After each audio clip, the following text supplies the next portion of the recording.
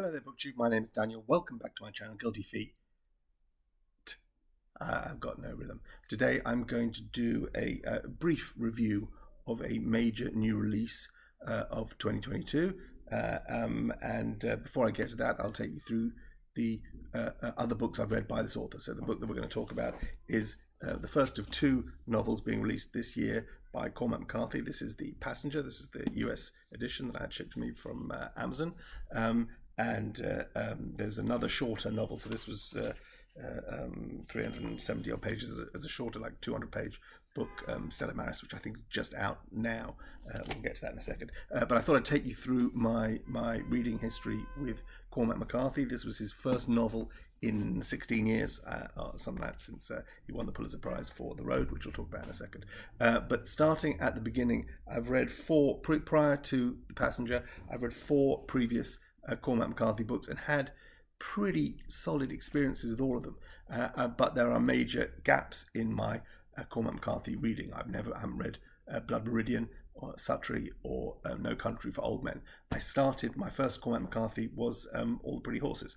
And this is dated, you'll see, June 94, which is significant in my life because I bought this to take with me on my first ever trip to the United States. So we were still living in the UK. I was married June 94, and we went to the States.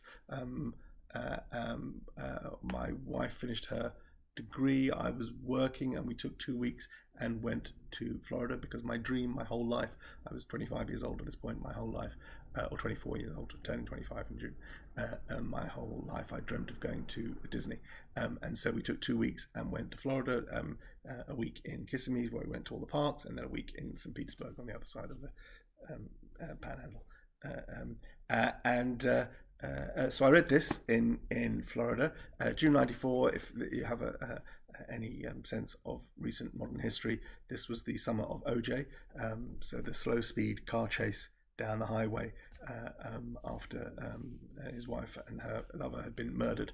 OJ is being chased by the Los Angeles Police Department. That took place on the 17th of June 1994. So we were actually in Florida watching it live. 17th of June is my birthday, so we'd been that morning. It was a Friday. We'd been that morning to a timeshare presentation. We went and sat while people tried to sell us. We'd have to pay money, and we'd get access to a timeshare 1 week a year for the rest of our lives, or however long it was. And the reason we went to this presentation was they told us if we went to the presentation, we would get cheap tickets to Universal Studios. So because it was a Friday, which was a short day for us because we were making Shabbat, so we went to this thing in the morning, then watched OJ, and then about 9 months later, my son was born. So that's my summer of 1994, and started with All the Pretty Horses, which was, it had great reviews. I think when this came out already, we were being told that this was the first of a trilogy. Now, it's odd for me to read first of a trilogy of an author I'd never read before without knowing if or when the others were going to be published. But I took a chance, an author I didn't know anything about, except that he was considered even then one of the most important modern American authors of his time. I had read Updike. I think maybe had read a little bit of Roth, but not. I did more Roth reading later. And McCarthy's name was there amongst the modern 20th century, late 20th century canon, and so I thought, well, I'll get on board with this trilogy. And it's a Western, which wasn't something I was particularly interested in, and it's a very harsh book. It's about how it's a time when the West is just sort of losing its potency, and the trilogy, the books, is called the Border Trilogy, because they all take place crossing over from Texas or New Mexico down into Mexico, and it's life on the border there.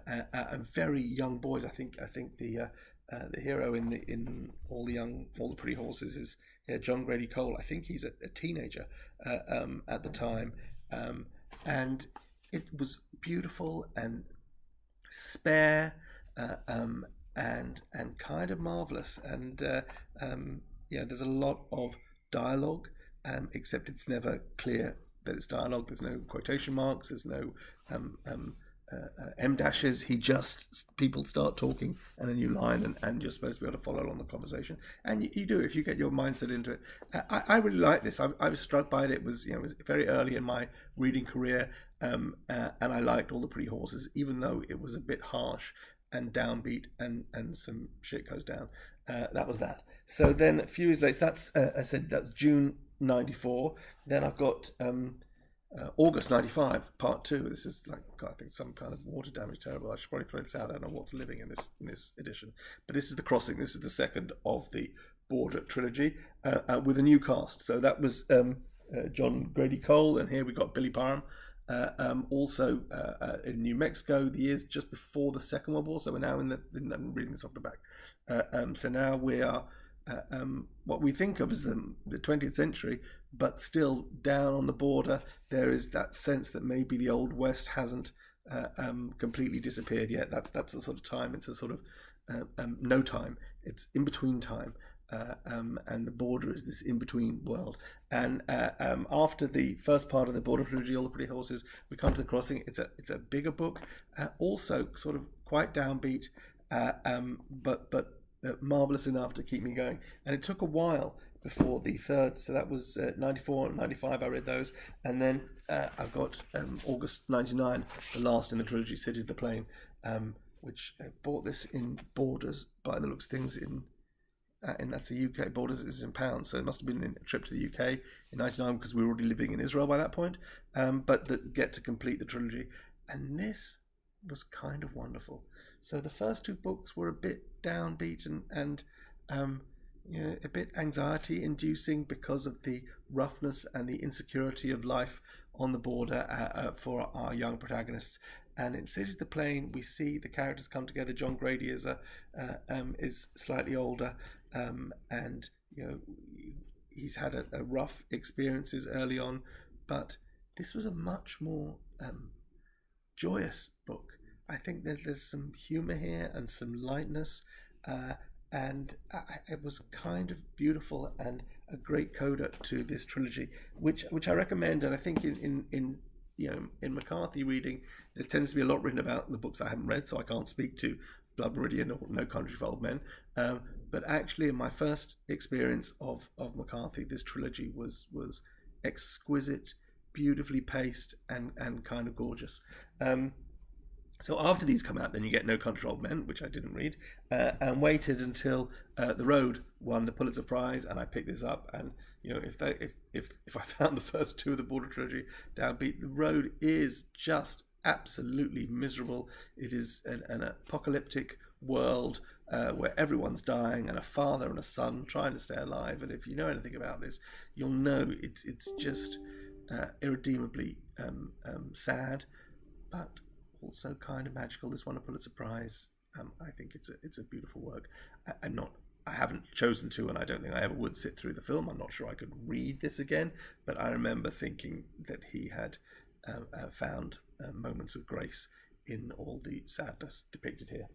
Which brings me to 16, 17 years later, his most recent release, which was The Passenger, by Cormac McCarthy. And I urge you to go and look at Brian from Bookish, did a review of this, and then he sort of revisited his review this week, where he spoke about, do we have unfair expectations or over expectations of authors that we have loved in the past when we read their books.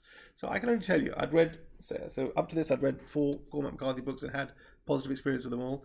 He hadn't published a novel for 16 years, and now that I'm on BookTube and I have funds where I can sometimes splash on a hardback novel, I was excited. This was and the fact that we were getting 2 of them, this was an exciting new release.